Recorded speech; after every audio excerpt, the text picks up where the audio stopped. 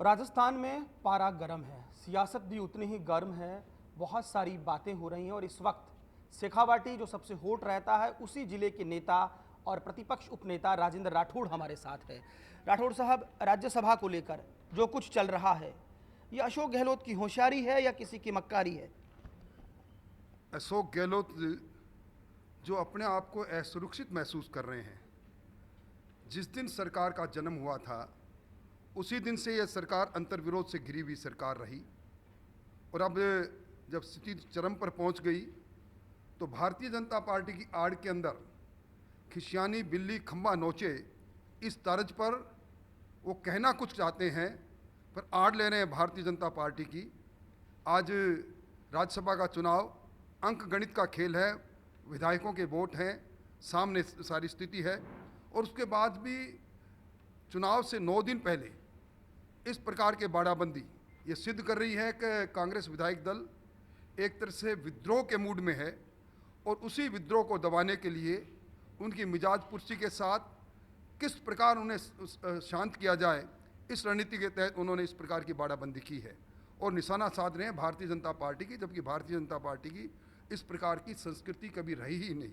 हाँ, वो तो ज्योतिरादित्य के मामले में हमने देखा, लेकिन एक सवाल ये बनता है कि महेश जोशी जो आरोप लगा रहे हैं, कह रहे हैं कि एसीबी को इस मामले में हस्तक्षेप करना चाहिए, और एडीजी जो डीजी हैं अब आलोक त्रिपाठी ने भी कुछ बात कही है। कि आप राजेंद्र राठौड़ कैसे देखता है इस चीज़ को? इस तरह की शिकायत, पहले आपका लंबा पॉलिटिकल करियर रहा है, लगातार विधायक रहे हैं आप, ये इस तरह का किस तरह से देखते हैं? देखिए, एसीबी के बहाने से वो एक तरह से इस बात की छूट ले रहे हैं कि प्रतिपक्ष के लोग हो चाहे दूसरे लोग हो, उनके टेलीफोन किस प्रकार टेप किए जाए, और अगर उनके पास प्रमाण है जो उन्होंने कहा उनको लिंक मिला है, फिर देरी किस बात की है? शासन लिए बैठे हैं, सत्ता लिए बैठे हैं, नाम सामने क्यों नहीं लेकर आते? बात निकली तो बहुत दूर तक जाएगी, ये बातें जब निकल कर आएगी सारी बातें सामने हो जाएगी।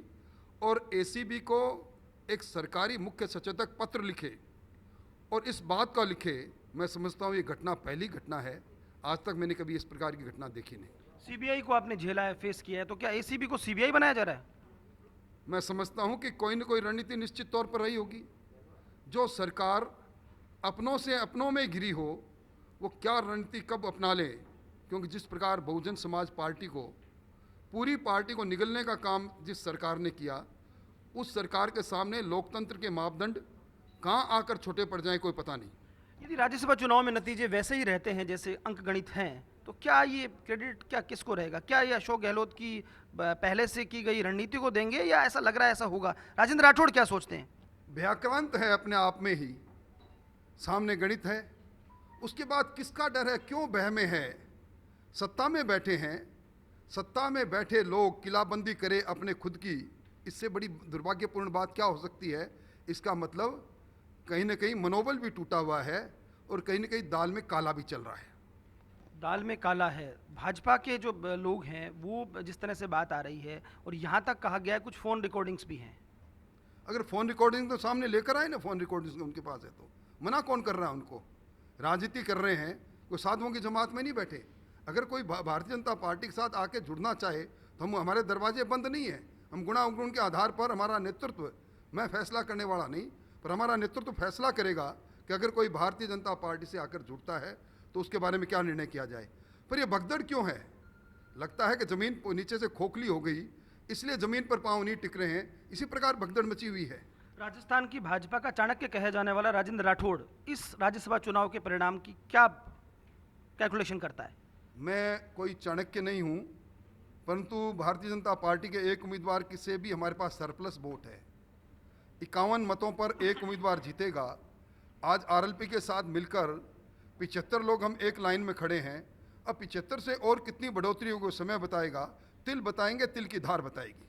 एक और सवाल राजेंद्र राठौड़ साहब, मैंने देखा आपने लगातार एक आंदोलन किया विष्णुदत्त बिश्नोई के मामले को लेकर, और बहुत हद तक आप वहाँ तक ले भी गए उस चीज़ को, लेकिन अब जो दाग आ रहे हैं वो अपनों की तरफ आ रहे हैं, जो जांच हो रही है कहीं अपने की तरफ कीचड़ उछल रहा है या सच है तो आप जाने, लेकिन इसको लेकर क्या कहेंगे?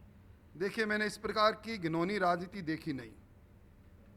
जनता के थानेदार का खिताब था उनके माथे पर हमेशा, ईमानदारी के विष्णुदत्त प्रतीक रहे, और जब सीबीआई के पास मामला चला गया, फिर आनन फानन के अंदर इस प्रकार को जांच को मोड़ने की कोशिश करना और बिना रिकॉर्ड के किसी के कैरेक्टर असैसिनेशन करने की कार्रवाई करना ये बरसना योग्य है। इसकी जितनी निंदा की जाए उतनी कम है। बहुत शुक्रिया। तो ये थे राजेंद्र राठौड़, जिन्होंने साफ तौर पर कहा कि तिल देखो तिल की धार देखो, लेकिन ये भी सच है कि हमेशा की तरह बहुत चतुराई से इस बात को टाल गए कि चुनाव परिणाम को लेकर क्या होने वाला है। कैमरा पर्सन गुलाम रसूल के साथ Lakshman Raghav, first India news, Bikaner. Thank you so much sir.